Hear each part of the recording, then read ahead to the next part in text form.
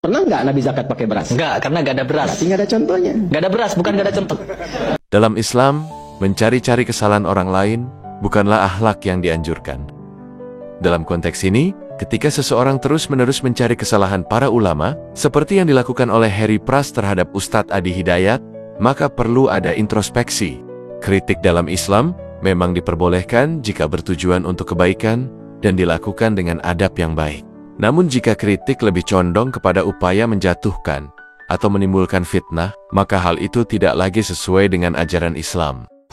Saya di sini sebenarnya kecewa. Sudah beberapa kali kecewa dengan Ustadz Adi Hidayat, yang dimana beliau itu dari awal ketika memberikan statement pernyataan kepada guru sekumpul, yang dimana guru sekumpul katanya wali min auliyaillah. Lalu ketika saya memberikan protes di situ, beliau tidak merespon, dan disusul dengan pernyataan Asy-Syu'ara surah pemusik, yang dimana semua asatid di situ memberikan tanggapan, hanya beberapa yang membela, yaitu seperti Koh Felix Yao, pokoknya orang-orang yang sekubu dengan beliau lah. Jadi mereka ini bukan mencari kebenaran, pembenaran. Ya, pokoknya apa yang disampaikan Ustadz Adi Hidayat tidak mungkin salah. Apapun dinyatakan oleh Ustadz Adi Hidayat tidak boleh salah, pasti benar. Meskipun menyatakan Asy-Syu'ara surah pemusik jelas salah, tapi mereka berusaha untuk membenar-benarkan itu. Oh benar loh Ustadz Adi Hidayat. Adi Hidayat itu orang yang paling sempurna, paling hebat, paling kuat hafalannya, paling mantap keilmuannya. Jadi tidak mungkin bisa salah. Benar terus, lempeng hidupnya, mantap, jos terus pokoknya.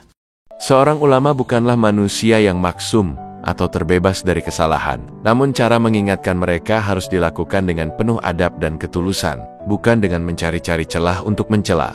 Jika ada yang keliru dalam penyampaian seorang ulama, maka cara terbaik adalah menasihatinya dengan hikmat, bukan menjadikannya bahan konsumsi publik yang justru menimbulkan fitnah dan perpecahan di antara umat Islam. Lu mau tahu cerita lucu? Ustadz Adi Hidayat itu belajar Islam, aku nggak tahu berapa tahun, dan dia pintar banget. Ada dia bisa inget seluruhnya itu, bahkan sampai baris keberapa di halaman berapa. Itu hafalannya sampai di titik itu tuh. Nah itu Ustadz Adi Hidayat tuh. Dia belajar ya, taruhlah kalau S1 5 tahun ya, 4 tahun 5 tahun. S2 misalnya taruhlah sekitar 2-3 tahun. S3 another 3 tahun misalnya. Ya sepanjang itu lah dia belajar. Tapi tiba-tiba sama orang baru belajar 2 pekan, 3 pekan, dia bisa langsung bilang, ini Ustadz yang gak benar. Aku bilang ini kayak ada orang gak bisa nyanyi tapi jadi juri orang nyanyi.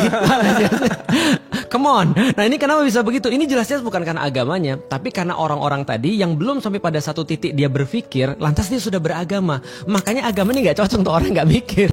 Ustadz Adi Hidayat, sebagai seorang dai, tentu menyadari fenomena ini. Dalam beberapa kesempatan, beliau mengingatkan bahwa dakwah seharusnya membawa kebaikan, bukan justru menimbulkan perpecahan. Beliau juga menekankan pentingnya menjaga lisan dan sikap dalam berdakwah. Pernah ragukan siapapun, mau laki-laki mau perempuan, ya kan, yang senang sekali, yang punya hobi, yang merasa nyaman agar fitnah itu tersebar di kalangan insan beriman. Ya, hati-hati nih. Al-ibratu bi'umumil lafzi la bi khususis sababi. Kalau dulu terjadi pada Sayyidah Aisyah, ya kan? Nah, maka hukum umumnya berlaku bagi siapapun. Kejadian ini memberikan kepada kita satu panduan hukum bi'umumil lafzi, lafadznya umum. Orang-orang yang senang kalau framing keburukan itu. Kalau dulu kasusnya fahisyah, ya kan?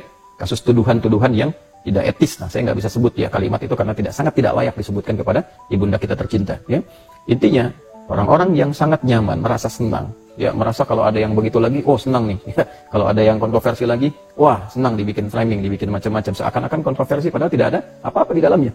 Nah, orang-orang semacam itu Allah janjikan ya satu hukuman yang sangat luar biasa, berbahaya sesungguhnya. Ya, orang-orang yang senang memframing sesuatu dan menjadi jahat, bentuk hoax yang tersebar pada kalangan orang beriman, maka Allah janjikan siksa yang sangat pedih di dunia dan di akhirat. Ya, hati-hati teman-teman sekalian. Di dunia itu bentuk siksa itu ada dua. Bisa hal yang langsung buruk dialami seketika, secara buruk yang kita lihat. Ya, mohon maaf misalnya terjadi satu musibah yang tidak biasa dan sebagainya dalam bentuk baik penyakit, baik yang lain, baik celaka, baik macam-macam. Atau yang kedua yang sifatnya istidraj. Ya, istidraj itu paling bahaya. Sanastadrijuhum min haitsu la ya'lamun. Ini paling bahaya karena nggak ngerasa bahwa itu salah. Akhirnya yang terjadi apa? Bikin konten lagi. Ya, cari lagi, di framing lagi seakan-akan ini ada orang-orang yang sangat berbahaya, dibikinkan framing, ditampilkan. Nah, orientasinya wallahu a'lam kembali ke masing-masing, tapi jadi hobi. Nah, ini yang paling bahaya karena tak terasa bahwa itu salah. Sehingga kalaupun dapat telah dibuat di YouTube dapat AdSense, nah itu jadi haram. Dan haram ketika dimakan jadi daging, terbawa lagi suasana itu. Nah, ini yang paling berbahaya. Orang-orang seperti ini ketika tidak merasa berbuat keburukan dalam dirinya, nah di akhirat ancamannya lebih besar. Di akhirat ancamannya lebih besar. Nah teman-teman, ini penting saya sampaikan, karena kita perhatikan, saya sejak di Madinah, kemudian di Mekah, dan sekarang kembali ke Indonesia, memperhatikan bahwa kecenderungan tampilan-tampilan semacam itu sekarang hadir di kalangan masyarakat kita dalam dunia maya khususnya, dan berdampak pada dunia nyata dalam pergaulan dan sebagainya. Itu sangat membahayakan, dan resikonya tinggi. Jika itu dipertahankan sampai pulang, maka apa yang dibawa ke hadapan Allah Subhanahu wa Ta'ala? Ini sesuatu yang penting, betul-betul harus dipahami oleh insan beriman. Ya, apalagi kemudian jika yang keluar itu adalah kata-kata yang sangat sensitif terkait dengan nilai-nilai akidah. Ya, saya kasih gambaran misal. Ada beberapa framing yang saya perhatikan, dan sampai beritanya bahkan sejak saya berada di Madinah. Ya, tentang satu tausiah kita, lebih tepatnya tentang ceramah yang kami sampaikan dalam orientasi mahasiswa baru yang ada di Universitas Muhammadiyah Riau, yaitu gabungan.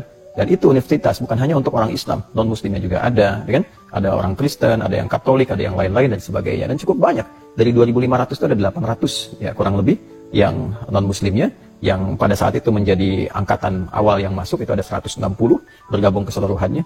Acaranya sangat jelas, sangat tidak ada masalah, bahkan disatukan juga dengan satu kegiatan dari Majelis Tabligh Muhammadiyah, ya? Dan semua baik-baik saja. Tapi framing-framing ini kemudian terjadi, dan saya melihat ada kata-kata yang sesungguhnya sangat berbahaya konsekuensinya. Jadi saya mengingatkan, mumpung masih di dunia, ya bagi saya tidak akan banyak pengaruh, karena saya mempertanggungjawabkan semua yang telah disampaikan, dan semua hadir yang di sana melihat, ya, dan yang menyaksikan juga ada, dan orang-orang yang hadir, yang tahu, paham konteks dan sebagainya. Tidak ada sesuatu pun yang berseberangan atau bertentangan dengan nilai akidah. Nah, ketika framing itu ada dan keluar kata-kata, apakah itu sesat, apakah itu macam, itu akan kembali mencari pemiliknya. Jika tidak ditemukan kepada pemiliknya, dia kembali kepada orang yang menuturkan. Saya cuma katakan hati-hati. Sekali lagi, hati-hati. Sikap yang lebih baik dalam menghadapi perbedaan adalah dengan mendiskusikannya secara ilmiah dan saling menasihati dalam kebaikan, bukan dengan mencari kesalahan tanpa tujuan yang jelas. Sebab, jika niat seseorang hanya untuk mencari-cari kesalahan, maka dikhawatirkan ia justru sedang menumpuk dosa bagi dirinya sendiri. Semoga Allah senantiasa membimbing para ulama dalam menyampaikan dakwah yang lurus, penuh hikmah, dan bermanfaat bagi umat.